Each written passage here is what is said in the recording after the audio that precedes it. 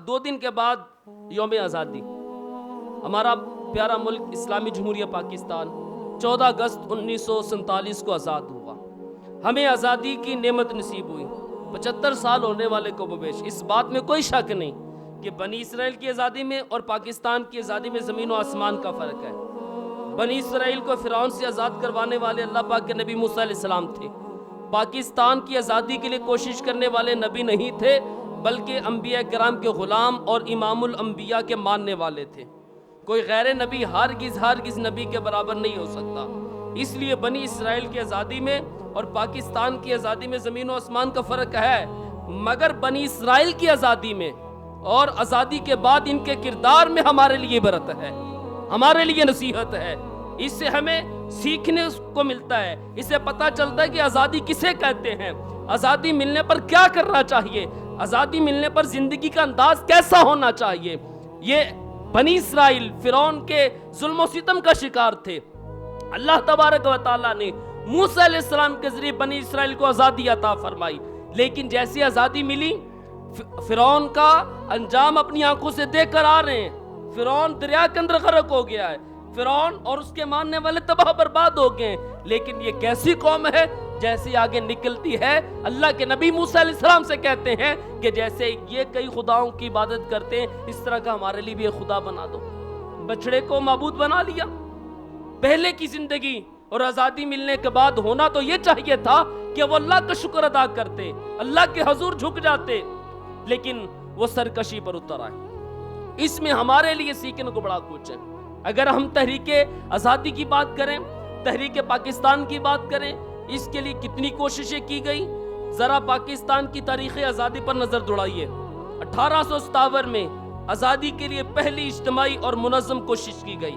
اس آزادی کے لیے سب سے پہلے جنہوں نے آواز اٹھائی وہ عاشق رسول، ماہر عالم دین حضرت علامہ فضل خیر آبادی رحمۃ اللہ تعالی علیہ نے کافروں کے خلاف فتویٰ لکھا۔ برے صغیر کے بڑے بڑے علماء نے اس فتوے کی تصدیق کی اور تائید کی۔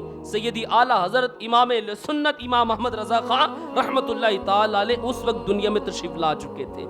اعلیٰ حضرت کا سن ولادت 1856 اور آزادی کی یہ پہلی کوشش 1857 میں کی گئی۔ اس وقت اعلیٰ حضرت کی عمر مبارکہ 1 سال تھی، لیکن اعلیٰ حضرت کے دادا جان آپ کے والد گرامی مفتی رضا علی خان مولانا نقی خان نے علامہ فضل حق خیر آبادی کے فتوے کی تائید کی۔ ہم آپ کے ساتھ ہیں، ہم آپ کے شانہ بشانہ ہے۔ بڑی کوششیں کی، لیکن اس وقت بظاہر کامیابی نہ ملی۔ علامہ فضل خیر آبادی کو سخت سزائیں دی گئی۔ علامہ کفایت علی کافی اور دیگر علماء کرام کو معاذ اللہ شہید کیا گیا، اور ایک اندازے کے مطابق اس وقت اہل سنت کے تقریباً 22,000 علماء شہید ہوئے تھے۔ 22,000 علماء۔ ایک عالم بننے میں کتنا وقت لگتا ہے، اس کو تیار ہونے میں کتنا وقت لگتا ہے۔ آپ یوں سمجھ لیجئے کہ آج جو ہم آزادی کی زندگی گزار رہے ہیں، جب یہ تحریک شروع ہوئی تو اس کی بنیادوں میں 22,000 علماء کا خون شامل ہے۔ 22,000 علماء کا، بڑے بڑے جید علماء کا خون شامل ہے۔ یہ تحریک آزادی کی پہلی قربانیاں تھیں۔ اس وقت اگرچہ بظاہر ناکامی ہوئی، مگر ایک مسلمان جس کے دل میں ایمان پختہ، جس کا یقین پختہ، وہ ناکامیوں سے گھبراتا نہیں ہے، وہ پیچھے قدم نہیں ہٹاتا۔ ڈاکٹر اقبال نے کہا تھا، جھپٹنا پلٹنا، پلٹ کر جھپٹنا، لہو گرم رکھنے کا ہے ایک بہانہ۔ یہ جو بندہ مومن ہوتا ہے وہ مایوس نہیں ہوتا، وہ پیچھے نہیں ہٹتا۔ اگرچہ 1857 میں ناکامی ہوئی، مگر مسلمان پیچھے نہیں ہٹے۔ مسلمانوں نے آزادی کی کوشش جاری رکھی، اور کافروں نے جب دیکھا کہ مسلمانوں کے اندر سے آزادی کا جذبہ کسی طرح کم نہیں ہو رہا، یہ پروان چڑھتا چلا جا رہا ہے، تب انہوں نے مسلمانوں کی اصل طاقت کو توڑنے کی کوشش کی، مسلمانوں کے ایمان کو کمزور کرنے کی کوشش کی۔ وہ سمجھ گئے کہ مسلمانوں کو شکست نہیں دی جا سکتی۔ ان کی تاریخ اٹھا کر دیکھو، یہ تو وہ ہے 313 ہو کر 1000 کے لشکر پر غالب آ جاتے ہیں۔ ان کی تاریخ بڑی روشن اور تابناک ہے۔ کھانا نہ بھی ہو، پانی نہ بھی ہو، یہ ایک کھجور پر سحری کر کے اسی پر افطار کر کے 1000 کے لشکر پر غالب آ جاتے ہیں۔ اور ڈاکٹر اقبال نے کہا تھا، یہ فاقہ کش مومن मौत से डरता नहीं, रूह मोहम्मदी इसके बदन से निकाल दो। तो काफिर ने कहा इसको हम इस अंदाज से शिकस्त नहीं दे सकते, इस अंदाज से इसको हम नहीं हरा सकते, इसको कमजोर करना है, इसको हराना है, इसको गिराना है। तो जो चीज उसको खड़ा रखती है, जो चीज इनके पांव में इस्तिकामत का सबब बनती है, जो चीज इनके लिए मौत की परवाह नहीं होने देती, वो जज्बा इनके अंदर इश्क मोहम्मदी का जज्बा है, वो मोहब्बत रसूल का जज्बा है, वो इस्लाम की मोहब्बत का जज्बा है। इनको कमजोर किया जाए, इनके अंदर इंतशार बर्पा किया जाए। अल्लाह अकबर। फिर क्या किया? मुसलमानों के ईमान कमजोर करने का, मुसलमानों के अंदर से इश्क रसूल का जज्बा कमजोर करने का मंसूबा बनाया। इसलिए काफिरों ने अपने पढ़े लिखे लोग अवाम के अंदर उतार दिए। ये लोग इस्लामी तालीमात पर इतराज करने लगे, कुरान पाक पर इतराज करने लगे, मुहम्मद अरबी सल्लल्लाहु अलैहि वसल्लम की पाकीज़ा सीरत पर एतराज़ करने लगे, और इस अंदाज से अवाम के ज़हनों में शुकूक व शुबहात पैदा करने की कोशिश होने लगे। इस दौरान तहरीके खिलाफत चली, तहरीके तर्क मवालात चली, तहरीके हिजरत चली। इन तहरीकों के ज़रिए मुसलमानों को वर्गलाया गया, बड़े मुसलमानी साजिश का शिकार हो गए। कई एक लीडर भी काफिरों के जाल में फंस गए। मोहम्मद अली जिन्ना और डॉक्टर मोहम्मद इकबाल इन तहरीकों को मुसलमानों के लिए नुकसानदेह समझ रहे थे। जब तहरीक तर्क मवालात चली, कांग्रेस ने भी इसमें हिस्सा लिया। उसी वक्त कायदे आजम ने कांग्रेस से अपना ताल्लुक खत्म कर दिया। उस वक्त सख्त फितने थे, फितनों की गोया आंधियां थी। काफिर मुसलमानों को आज़ादी का लालच देकर उनसे दीन, उनके मजहब, उनके ईमान से दूर कर रहे थे। गलियों सड़कों पर जुलूस निकाले जा रहे थे, और बहुत सारे मुसलमान कहलवाने वाले, बज़ाहिर कलमा पढ़ने वाले काफिरों को अपना पेशवा बना रहे थे। और उस वक्त बाद मसाजिद के अंदर हिंदुओं को बिठाया जा रहा था और ये नारा लगा रहे थे, नहीं जी हमने सिर्फ आज़ादी लेनी है, हमने सिर्फ वतन लेना है, हम सब एक कौम है, एक जगह पर रहने वाले हैं। लेकिन उस वक्त आला हज़रत रहमतुल्लाहि ताला अलैह ने दो को भी नजरिए का फतवा जारी फरमाया। डॉक्टर इकबाल ने इसके लिए कोशिश की कि हिंदू और मुसलमान एक नहीं हो सकते। जिस तरह मुसलमान और अंग्रेज एक नहीं है, उनका अंदाज़े जिंदगी जुदा गाना है, हमारा जिंदगी अंदाज़े जिंदगी जुदा गाना है। जिस तरह हम उनके साथ नहीं रह सकते, इसी तरह हम हिंदुओं के साथ भी नहीं रह सकते। हजरत इकबाल ने कहा था, अपनी कौम पर क़यास अकबाल में मिल्लत से न कर, खास है तरकीब में कौम रसूल हाशमी। ये रसूल अरबी की जो कौम है ये खास है, इसकी तरकीब खास है। और जिस वक्त ये कायदे आज़म मोहम्मद अली जिन्ना आज़ादी के लिए कोशिशें कर रहे थे, कॉन्फ्रेंसें हो रही थी, जलसे हो रहे थे, एक जलसे के अंदर आपने पाकिस्तान के लिए जब आवाज़ को बुलंद किया तो एक एंकर खड़ा हो गया, हिंदू था, और कहने लगा आप आकर आप इस्लाम की बात कर रहे हैं, हमारे आबा व अजदाद इकट्ठे रहे, हमारा वतन एक है, हमारी ज़मीन एक है, पीछे से हमारा खून एक है, और चंद जो ताजिर अहले हिजाज से आए अब उनके पीछे लग के यहाँ पर ये चीज़ें कर रहे हैं, आप यहाँ पर दीवार बनाने की कोशिश कर रहे हैं, यहाँ बंटवारे की कोशिश कर रहे हैं। ये बड़े दाना बीना बंदे थे, खामोश हुए। थोड़ी देर बाद वो टेबल पे गिलास पानी का पड़ा था, पिया। अब उसको कहा इसको पानी को पियो, उसने कहा ना ना मैं मुसले को जूठा कैसे पीऊं, मैं कभी भी नहीं पी सकता। खामोश हो गए। फिर एक तुर्की नस्ल नौजवान उस जलसे के अंदर बैठा था, तुर्की वो टोपी पहननी थी, उसको कहा पानी पियो, उसने लिया, वो घटाघट पानी पीना शुरू कर दिया। फिर उस एंकर को कहा ये मेरा खानदानी ताल्लुक इसके साथ नहीं है, मेरा मुल्की ताल्लुक इसके साथ नहीं है, मेरे इलाके का ताल्लुक इसके साथ नहीं है, मेरा वतन का ताल्लुक इसके साथ नहीं है, लेकिन इसने पानी क्यों पी लिया? हमारा ताल्लुक इस्लाम का है, हमारा ताल्लुक मजहब का है, हमारा ताल्लुक रिलीजन का है, हमारा ताल्लुक एक खुदा को मानने का है, हमारा ताल्लुक मोहम्मद अरबी की गुलामी का है। मैंने पानी पिया, इसने पी लिया। हमारा तेरा वतन भी एक, हमारी ज़मीन भी एक, हमारा इलाका भी एक, बकौल तेरे हमारे आबा व अजदाद का खून भी एक, और तू कहता चंद ताजिर आए जिसकी वजह से आप बंटवारा कर रहे हैं। मुझे बताओ कि आप मेरा जूठा पानी पीने पर राजी नहीं हुए, तो मुझे बताओ मेरी जिंदगी तेरे साथ गुजर सकती है, इस मुसलमान के साथ गुजर सकती है? इसके लिए कोशिशें की गई, पाकिस्तान के लिए कोशिशें की गई, और एक अंदाजे के मुताबिक उस वक्त जिस वक्त पाकिस्तान बना, इसके लिए कोशिशें की गई। 30 लाख अफराद ने जामे शहादत नोश किया। 30 लाख अफराद का खून पाकिस्तान की बुनियादों में शामिल है। बल्कि एक शख्स के हवाले से पढ़ा तो उसका कह रहा है कि मैं अपनी जान बचाते हुए खेतों से निकल रहा था, और मैं یہ کماد کی جو فصل ہے، گنے کی فصل، اس کے اندر داخل ہوا تو وہاں پر کچھ لوگ سکھوں سے اپنی جان بچانے کے لیے پناہ لیے ہوئے تھے. گرمی کا موسم ہے اور حبس کا عالم تھا، اور کہا کہ ایک چھوٹا سا بچہ ماں کی گود میں تھا، اور بچہ جب گرمی کی شدت سے رویا تو دوسرے اس کو گور کر دیکھنے لگے کہ اس کی وجہ سے سارے مر جائیں گے.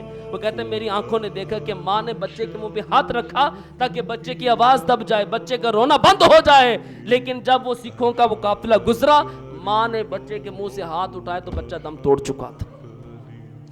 بچوں کا خون اس کی بنیادوں میں شامل ہے. ماں نے قربانیاں دیں، نہ جانے کتنی بہنوں نے اپنی عزتوں کو بچانے کے لیے کنووں کے اندر چھلانگیں لگا دی. اور ایک شخص کہتا ہے کہ میں آگے میرے دریا ستلج، پیچھے یہ میرے سکھ جو ہے کرپانے لے کر لگے ہوئے تھے. میں نے سوچا ان کی تلواروں کا نشانہ بننے سے بہتر ہے کہ میں دریا کے اندر چھلانگ لگا دوں. جان بچ گئی تو بچ گئی، لیکن ان کے ہتھے تو نہیں چڑھوں گا. کہا میں نے ایک لکڑی کا سہارا لیا، دریا کے اندر اترا تو میں نے دیکھا بہت سارے افراد وہاں پانی کے اندر تیر رہے تھے. تو میں سمجھا کہ شاید یہ بھی جان بچانے کے لیے پانی کے اندر تیر رہے، لیکن کہا جب میں قریب ہوا تو دیکھا وہ آدمی سارے وہ لاشیں تھیں. یعنی جو دریا اس طرف آ رہے تھے وہ لاشوں سے بھرے ہوئے تھے، کنویں لاشوں سے بھرے ہوئے تھے، جگہ جگہ لاشیں مل رہی تھی اور اتنی قربانیاں دی گئیں. آج ہم یہ باجا لے کر بجاتے ہیں 14 اگست پر، ہم کہتے ہیں کہ ہم نے آزادی حاصل کی. مجھے بتائیے یہ 14 اگست جو ہے یہ آزادی کا دن ہے. اس دن کیا ہوا تھا؟ ہمارے آباء و اجداد نے جانوں کے نذرانے پیش کیے تھے، انہوں نے قربانیاں دی تھی. یہ شہداء کا دن ہے، یہ ان کی برسی کا دن ہے. تو مجھے بتائیے جب برسی کا دن ہوتا ہے اس پر باجا بجایا جاتا ہے؟ کیا اس وقت موٹر سائیکلوں کے سلنسر نکال کر ون ویلنگ کی جاتی ہے؟ کیا برسی کے دن کے اندر میوزک لگا کر اوتھا مچایا جاتا ہے؟ کیا برسی کے دن پر ناجائز کام کیے جاتے ہیں؟ کیا برسی کے دن شرابیں پی جاتی ہے؟ یہ 14 اگست یہ برسی کا دن ہے. یہ شہداء نے عظیم قربانیاں دی تھی. یہ پاکستان بنایا تھا. پاکستان بنانے کا مقصد کیا تھا؟ کیوں قربانیاں دی گئیں؟ اس کی آزادی کے لیے 22,000 علماء شہید ہوئے. کیوں شہید ہوئے؟ الگ ریاست ہوگی، ہم رب کا نام لیں گے، رسول اللہ کا نام لیں گے، اسلام کے شعار کو عام کریں گے، اذانیں ہوں گی، نمازیں ہوں گی، کلمہ توحید کو بلند کیا جائے گا، کلمہ رسالت کو بلند کیا جائے گا. آزادانہ طور پر ہم اسلام کے مطابق اپنی زندگی گزار سکیں گے. ہم گائے کی قربانی کریں، ہمیں کوئی روکنے والا نہیں ہوگا. لیکن آج جب پاکستان بنا، ہم نے یہ خطہ لے لیا، 75 سال گزرنے والے ہیں. مجھے بتائیے کہ ہم نے پاکستان کے اندر کیا کیا؟ جس مقصد کے لیے پاکستان لیا، گولیوں کی آوازیں آ رہی ہیں، بدن تلواروں سے چھلنی ہو رہے ہیں، نیزے جسم کے اندر کھمبوئے جا رہے ہیں، چھوٹے چھوٹے بچوں کو ماں کی گود سے چھین کر کرپانوں پہ بلند کر کے زمین پہ پٹھا جاتا ہے اور اندر کا سارا کچھ باہر آ جاتا ہے. لیکن ایک صدا کانوں کے اندر آ رہی ہے، لے کے رہیں گے پاکستان، بڑھ کے رہے گا پاکستان. جس مقصد کے لیے پاکستان کو بنایا تھا، جس مقصد کے لیے کوششیں کی گئی تھی، جس مقصد کے لیے ماں نے اپنے ننھے بچوں کو قربان کیا تھا، جس پاکستان کو حاصل کرنے کے لیے ہماری بہنوں نے اپنی عزتوں کو قربان کیا تھا، جس پاکستان کو بنانے کے لیے جگیر کو چھوڑا، حویلیوں کو چھوڑا، مال و اسباب کو چھوڑا، ہر چیز چھوڑ کر پاکستان کے لیے کوشش کی گئی. مجھے بتائیے آج پاکستان کے ساتھ ہم نے کیا سلوک کیا؟ آج پاکستان میں ہم نے اسلام کے علم کو کتنا بلند کیا، جس کے لیے کوششیں کی گئی؟ آج یہ شہیدوں کا خون ہم سے مطالبہ کر رہا ہے. اس لیے ہم نے تمہیں پاکستان بنا کے دیا اس میں رشوت کو عام کرو، اس لیے ہم نے تمہیں پاکستان بنا کے دیا کہ سودی نظام کو رائج کرو، اس لیے تمہیں پاکستان بنا کر دیا لوگوں کو ناحق قتل کرو، اس لیے پاکستان بنا کر دیا جو اسلام کے نام پر بولتا اس کا گلا کاٹ کر رکھ دو، اس لیے تمہیں پاکستان بنا کے دیا کہ جو اسلامی تہذیب کی بات کرتا ہے، جو دین کی بات کرتا ہے، جو اسلام کی بات کر اس کو تم چپ کروا دو. پاکستان بنا تھا کلمے کے نام پر. پاکستان کا مطلب کیا؟ لا الہ الا اللہ. دستور ریاست کیا ہوگا؟ محمد الرسول اللہ. 75 سال گزرنے والے ہیں. جس نعرے پر ہم نے پاکستان کو حاصل کیا، اس نعرے کی اشاعت ہمارے ملک کے اندر کتنی ہے؟ ہم اپنے یہ جو صاحب اقتدار ہیں، جو ایوانوں میں بیٹھے ہوئے، ان سے توقع نہ رکھیں یہ ان کا ملک ہے. ان کا ملک نہیں ہے. یہ 4 سال 5 سال جب تک یہ ارباب اقتدار ہیں، یہ ایوانوں میں بیٹھے ہیں، ان کی ٹکٹیں بک ہیں. پاکستان ان کا ہے جن کے بچے یہاں پر رہتے ہیں. ان کے بچے تو یورپ میں رہتے ہیں، ان کے بچے پاکستان میں کب پڑھتے ہیں؟ ان کی فیکٹریاں, ان کی ملیں, ان کے پلازے, ان کے گھر, سارا کچھ پاکستان سے باہر ہے. پاکستان ان کا ہے جن کے ماں باپ یہاں پر ہیں, پاکستان ان کا ہے جو یہاں پر رہ رہے ہیں, پاکستان ان کا ہے جن کے بچے یہاں پر رہیں گے. پاکستان میرا ہے, پاکستان آپ کا ہے. آپ کے ماں باپ یہاں پر, میرے ماں باپ یہاں پر ہے. آپ پاکستان میں, میں پاکستان میں ہوں. میرے بچے پاکستان میں رہیں گے, آپ کے بچے پاکستان میں رہیں گے. یہ ان کا پاکستان کب ہے؟ یہ تو جب مسئلہ بنتا ہے, گاڑیاں تیار, جہاز تیار, ویزے بک ہے, ٹکٹیں بک ہے, وقت آتا ہے بیٹھتے ہیں, اپنے حکومت کرتے ہیں اور اپنا عیاشیاں کرتے ہیں, یہ نکل جاتے ہیں. ان کا پاکستان کب ہے؟ پاکستان ہمارا ہے. ہمارے بڑوں نے کوششیں کی تھی, اور ایک سیاسی تحریک, میں نام لینا نہیں چاہتا وگرنہ کہیں گے کہ فرقہ واریت اور اخلاص سے گری بات کر دی. میں اس کے بڑے, اس کے بیٹے کا انٹرویو سن رہا تھا, اور وہ کہہ رہا تھا اللہ کا شکر ہے کہ میرے باپ دادا پاکستان بنانے کے گناہ میں شامل نہیں تھے, لیکن پاکستان میں تحریک بنا کر بیٹھے ہوئے ہیں, پاکستان میں تنظیم بنا کر بیٹھے ہوئے ہیں. آج پاکستان کے وہ ٹھیکیدار بنے ہوئے ہیں, اور ان کے اباء اجداد کی بات کریں تو کوئی کہتا ہے پاکستان کے پے بھی نہیں بننے دیں گے, لیکن آج یہ پاکستان کے ٹھیکیدار بن کر بیٹھے ہوئے ہیں. ہمیں ہمارے خلاف ورگلایا جا رہا ہے. ہم نے کوشش کرنی ہے, یہ وطن آپ کا ہے, یہ وطن ہم اپنے پاکستان کے چپے چپے کی حفاظت کریں گے. ہم اپنے پاکستان کو سرسبز و شاداب بتائیں گے. ہم اپنے وطن سے کرپشن کا خاتمہ کریں گے. ہم اپنے وطن سے سود کا خاتمہ کریں گے. ہم اپنے وطن سے دھوکہ دہی کا خاتمہ کریں گے. ہم اپنے وطن سے یہ کام ناپ تول کے اندر کمی کرنے کا خاتمہ کریں گے. اور ایک چیز میں آپ کے سامنے رکھ کر جاتا ہوں, ہم پاکستان کو کیسے بچا سکتے ہیں؟ بہت ساری چیزیں ہیں. اس میں سے ہم نے اپنے پاکستان کو سرسبز و شاداب بنانا ہے.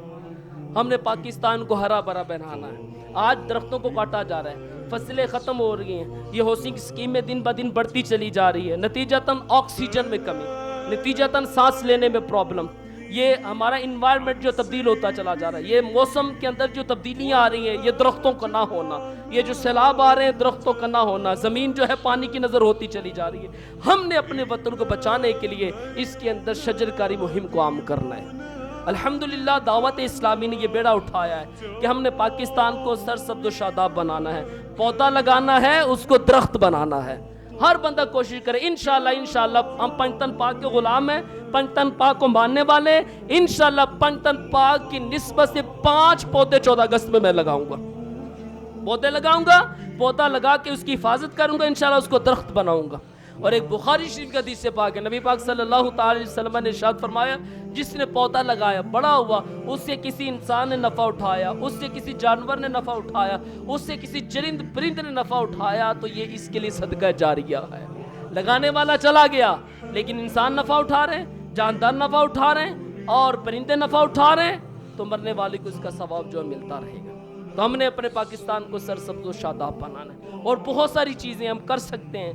پانی, ہمارے پاکستان کے اندر کتنے افراد ہیپیٹائٹس سی کا شکار ہوتے چلے جا رہے ہیں, بیماریاں, معدے کے امراض بڑھتے چلے جا رہے ہیں. کیوں؟ صحیح پانی کا نہ ملنا. اللہ نے توفیق دی ہے تو پانی کا نلکا لگا دو.